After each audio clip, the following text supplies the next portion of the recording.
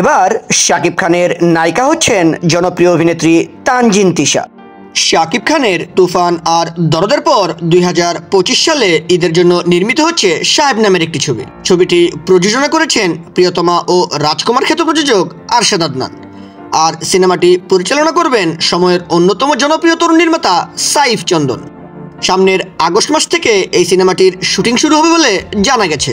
Versatile মিডিয়ার এক ঘনিষ্ঠ সূত্র থেকে জানা গেছে, শাকিব খানের সাহেব ছবিতে প্রযোজক আরশাদ আদনান এবং পরিচালক সাইফ চন্দনের প্রথম পছন্দ তানজিন তিশা।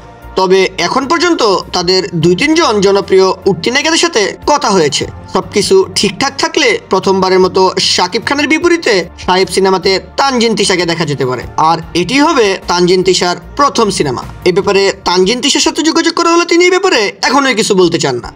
তিনি বলেন, সময় হলে আমরাই আপনাদের সবকিছু জানাবো। তানজিন তিশা ছাড়াও এই ছবির প্রযোজক আরশাদ আদনান ও সাইফ চন্দনের ভাবনাতে মেহজাবিন চৌধুরী, তাসনিয়া ফারিনও রয়েছেন। তবে জোরালো গুঞ্জন, শাকিবের সাহেব ছবিতে তানজিন তিশাই হচ্ছেন এই সিনেমার নায়িকা।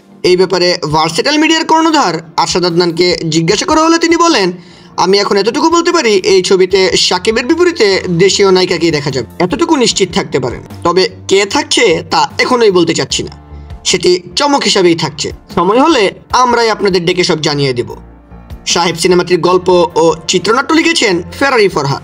বিগ বাজেটের এই সিনেমাটির শুটিং বাংলাদেশ ছাড়াও বিশ্বের আরও কয়েকটি দেশে করা হবে। আর শাকিব খানের সাথে সাইফ চন্দনের হতে যাচ্ছে এটি প্রথম সিনেমা।